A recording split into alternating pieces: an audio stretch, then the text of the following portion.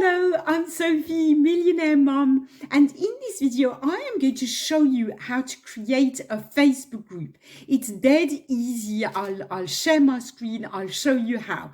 Before I do that, can I just ask you to subscribe to my channel?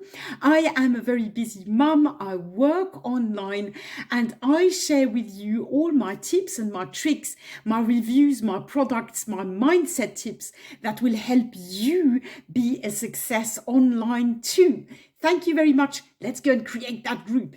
Okay, so here we are. So to create a Facebook group, basically, obviously you have to go to Facebook, right?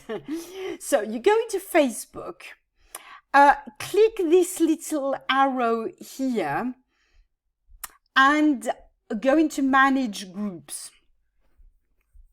Then, as you can see, you have this, create a group, okay, create group. So you just click here, create group. I actually need to create a group, so I'm going to do this and just show you how I do it. This group is just going to be for when I conduct interviews, so it's going to be, I'm going to name it, you just have to name it, right? I'm going to name it interview group, okay? Now, here, you can obviously invite some people.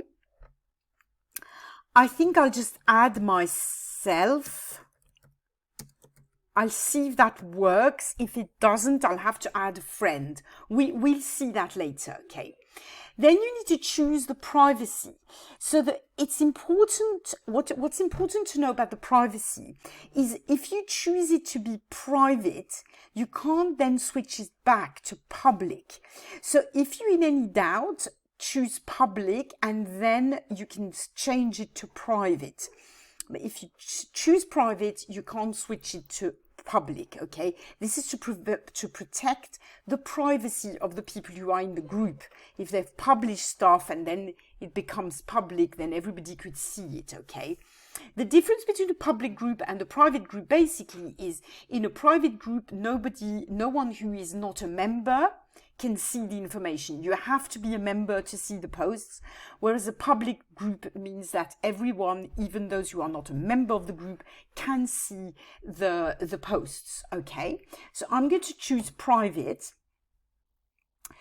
Then you can set it so that the group is visible, so anyone can find the group if they're searching. Like, let's say they would search for interviews and maybe they would find this group, okay? I want it to be hidden because this is only going to be a group that I use for when I conduct interviews that I record. So it's, for me, I'm going to choose hidden. But mostly, I think, you know, most people, you would choose visible. Because even if it's visible, it means anyone can find it, but it doesn't mean that they can only find the group. They can't see the content if it's on private. Okay, I hope that makes sense. So there you go. I'm going to do this.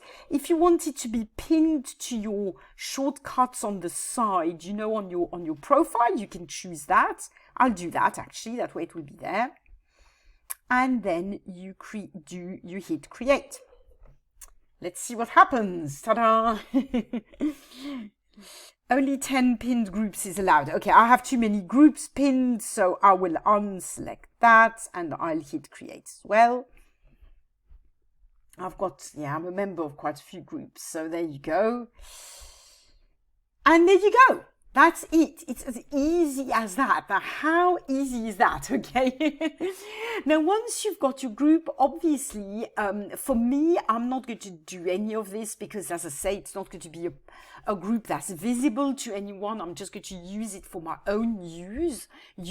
Okay. But, you know, here you can upload a photograph. If you don't know how to, you know, this, how can I explain? This, if you upload a photo for this, it's got to have certain dimensions, okay? If you don't know how to do that, check my video on how to create a cover photo for your Facebook, okay? It's got certain, you can create that very easily for free in Canva, and I've made a tutorial about that. Then what? I mean, then there's obviously things that are useful to know about a Facebook group. You can invite members here by entering their name, and then they'll send an invitation. You know, don't spam people with an invitation, right? Only invite people who you think might be interested. Then you can do all sorts of things, you know, depending on what kind of group it is. You can create units, you can create all sorts of things, but I will reserve that for another video in which I'll tell you more about groups and how to personalize your group. I won't go into this today. I'll keep this video really short and sweet. Oh, that was easy, wasn't it? I hope you found this video useful. If you need any other Facebook tips, tutorials about how to do this or that on Facebook, make sure you check my Facebook tutorials playlist. It's full of all the things I find out. Every time I find out how to do something on Facebook, I make video out of it. So make sure you check that. Make sure you like the video as well. It helps my channel grow, and hit that notification bell so that you are notified every time I upload a new video. Thank you so much for watching, and I will see you in the next video. Bye for now.